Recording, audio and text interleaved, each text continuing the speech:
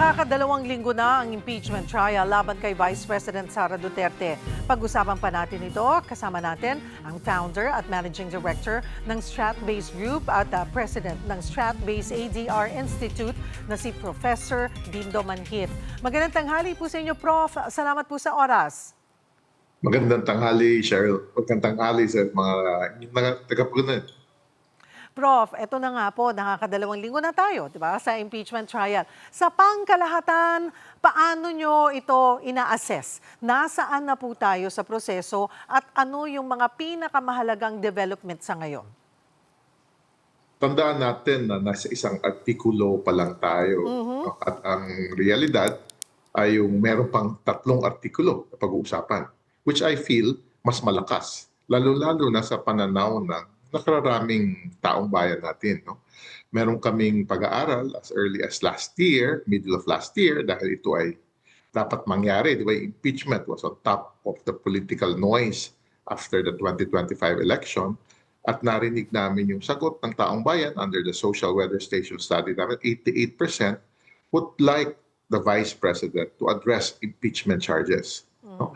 And this revolved around the issue of sagutin yung issue ng misuse, misappropriation ng funds na nanggaling sa Department of Education at Intelligence funds. Nandyan din yung konsepto ng mga monetary gifts and payments to DepEd. So hindi pa ito napag-uusapan. So we feel that nandito pa tayo sa umpisa, ngunit parang ang haba ng proseso, patuloy ang diskusyon, no matter how legal they would like it to be, na taong bayan ay number 1 sa pananaw nila is dapat bang panagutin kung may pagkakamali at pagwaldas ng pondo ng bayan ang Vice Presidente. Yun ang namamayani. Batay po sa mga naiharap na ebidensya at testimonya, sa inyo pong pananaw, Prof, aling panig yung mas papalakas ng kanilang posisyon sa puntong ito? Prosecution or defense? Bakit? I think pareho silang may punto. Alam naman natin minsan pinipilit ilihis sa main issue ng defense, and this is part maybe of their strategy, yung issue ng may threat sa isang pangulo ng isang bansa, ang asawa niya at ang Speaker of the House, which is the 4th highest ranking member, no, na binabalik naman balik palagi ng prosecution, no, that this is even beyond simply a threat, that maybe it's even seditious. No, sabi nga nung taga-NBI, maybe even it's a national security issue. So kanya-kanyang punto. At the end of the day, the impeachment process is a political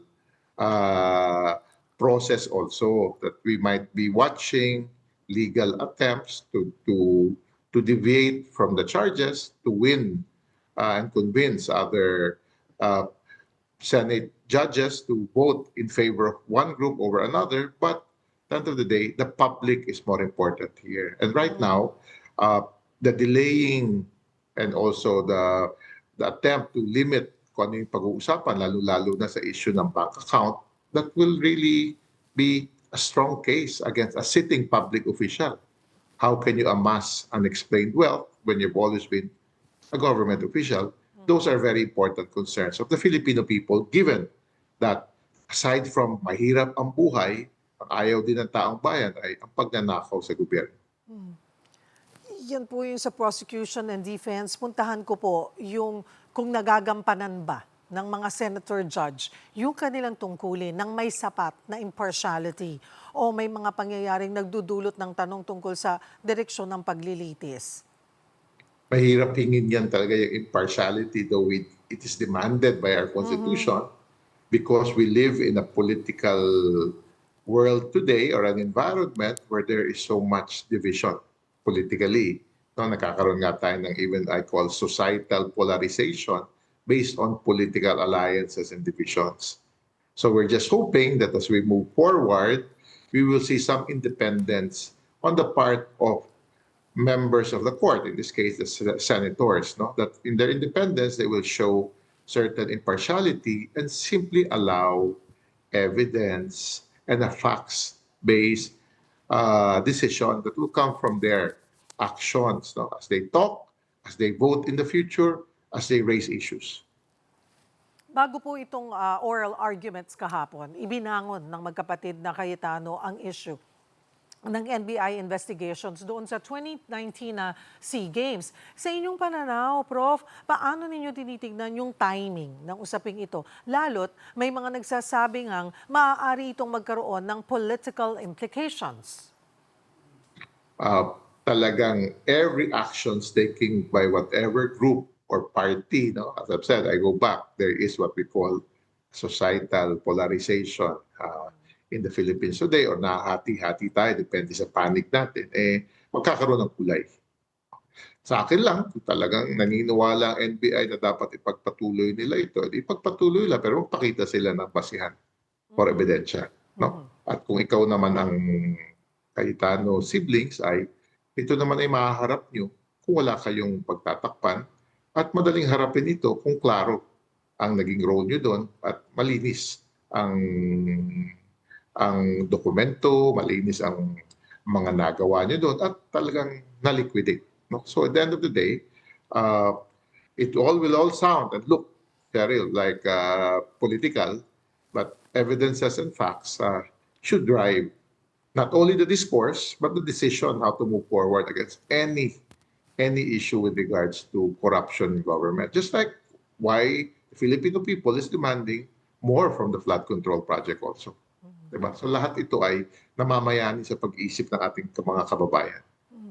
At Prof, kung magkakaroon nga ng mga pagbabago sa komposisyon ng mga senator judges, gaano kalaki yung posibleng maging epekto nito sa credibility at integridad ng impeachment trial?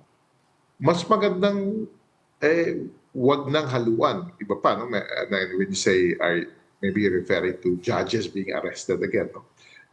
Talaga naman dapat mamayani yung justisya, panagutin na yung dapat panagutin, but this should not look like this is in favor of one group over another. So very clear sana na important also is the credibility of the court when they decide. Or, kaya nga sabi ng iba, no matter na mabawasan ng senador, 16 pa rin dapat ang numero.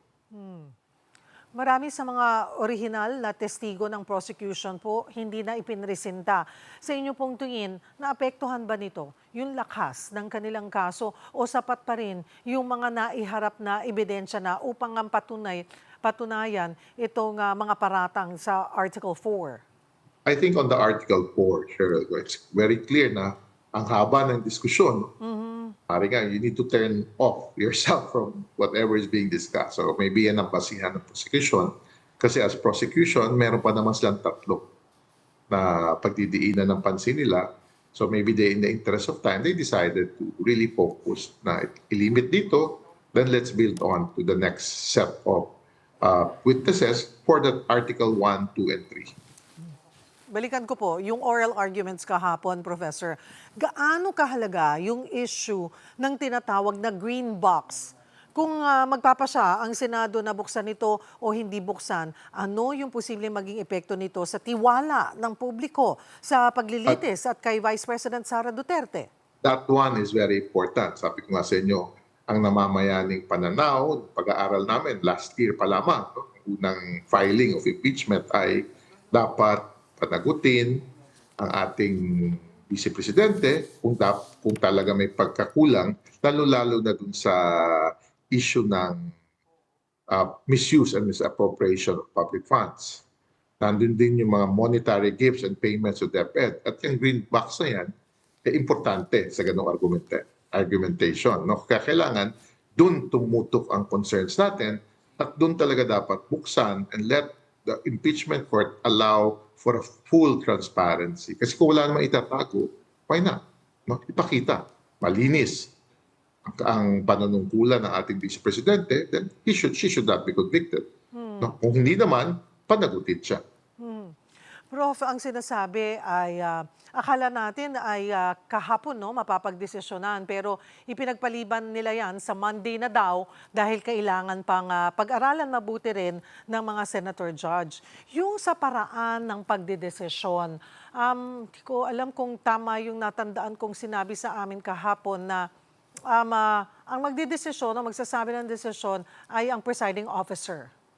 Pero gaano kahalaga At dapat ba na makita natin isa-isa kung paano bumoto ang mga senator judge, kung pabor o hindi, dito sa green box? Magandang, again, I go back to the basic principle of transparency. Maganda makita ang boto nila or ipaliwanag ng presiding officer paano naabot yung desisyon niya. Ito ay dahil ba ito yung majority consensus, not really strong majority, but simply a majority consensus. Then yun ang namamayaning pananaw ng ating mga impeachment judges. Then yun dapat. So, pero dapat klaro, kahit ang magsasalita lamang ay ang presiding officer. Lumalabas na rin yung mga survey at malakas yung diskusyon sa social media. Sa inyo pong tingin, paano maaaring maapektuhan ng impeachment trial ang political landscape habang papalapit na ang 2028 elections? Ang political landscape natin ngayon ay dalawang issue ang namamayani. On one hand, hirap ang buhay ng tao na maghahanap ang ating mga botante ng sino man na can help them address their basic concerns. Mahal ang presyo ng bilihin. May trabaho kami. Gaganda ba ang kita namin? But on one hand, ay yung issue ng corruption. Pumalo ito at the start of the impeachment of the Vice President in 2024, napalitan ng flood control at ngayon through this impeachment na pag-uusapan din.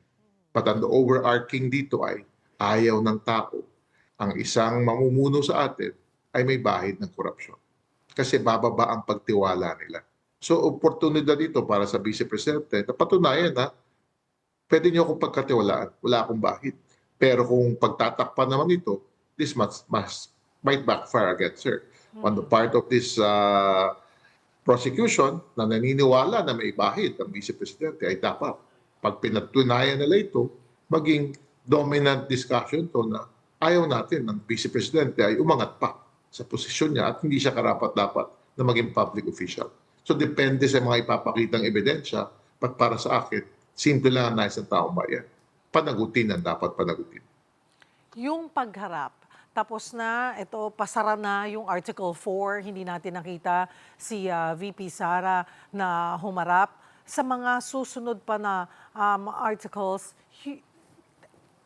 paano dapat yung strategy or ano yung dapat gawin para manatili yung tiwala or para makapuntos ang kung sino man sa kanila yung doon sa pagdating sa pagharap ni VP Sara? Sa akin, kahalaga para kay... go ahead po, sorry. Iyan, pagharap, I think yung ebidensya. No? At yung ebidensya na yan, kung talagang mailalatag na may kasalanan o may pagkukulang, lalo na, again, Article 1, it's about misuse and misappropriation of funds, or yung amassing of wealth, which is Article 2, or yung pangatlo, monetary gifts or payments to DepEd, which was shocking for bureaucrats. No? Like ako, dati akong nagtrabaho sa bureaucracia na may namimigay. Pero yun, pag ay napakitang matibay ang argumentation ng prosecution, mapipilitan siguro humarap at panindigan ng ating Vice Presidente na hindi ako yan. Wala akong pagkukulang dyan. No, sabi ko nga, papaalala ko na sa pag-aaral ng Social Weather Station, kalagitnaan last year, kasi kala natin naabante ito, di ba? Noong May, June last year, ay 88% of Filipinos would like our Vice President to address the issues or the charges against her impeachment. Ano po yung pinakamahalagang dapat gawin ng Senado, ng prosecution at ng defense upang mapanatili ang credibility ng proseso at ang tiwala ng publiko hanggang sa pagtatapos ng impeachment trial? Ito ay tungkol or diskusyon or proseso na politikal, but at the core of this is dapat harapin kung may pagkukulang talaga ang isang high authority. Betrayal of public trust. Binoto ko nga, pero may pagkukulang ka, lalo-lalo na kung tungkol sa korupsyon. Sana naman, huwag natin pagtakpan, paikutin ang mga diskusyon using legal tactics. Mas importante ay kung ano ang ebidensya, pagdiskusyonan, pag-usapan.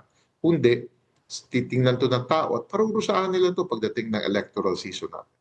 On wherever side ang gagamit ng mga ganitong pag-delay, kundi mang pag-delay, pagpaikot-ikot, pero wala namang ebidensya. So, ganun ang dapat nating singilin at hingin, no, sa mga nandito sa prosesong ito, prosecution, defense, at mga senator judges. Prof, maraming pumupuna na minsan bumibitaw na ang tao sa pagtutok sa trial, ano po, dahil yung iba naiinip na or masyadong maraming technicality na dapat ang sinasabi ng ilang mga expert ay unnecessary na ilatag pa ito during the trial. Pero malaking challenge din or paano din natin mahihikayat or ano yung pwedeng paalala sa mga kababayan natin na hindi sila dapat mawalan ng interes sa pagtutok dito sa prosesong ito? Ako naniniwala ako na nasa Article 4 pa lang tayo, may 3 pa.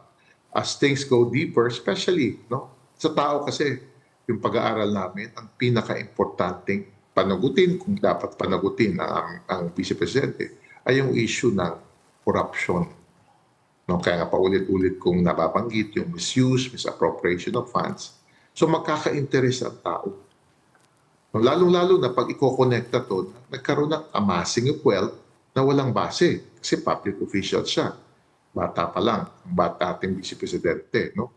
Or yung pagbibigay, tama bang namimigay ng pera? So feeling ko iinit ang interes ng taong bayan kung ito ang mga pag-uusapan na.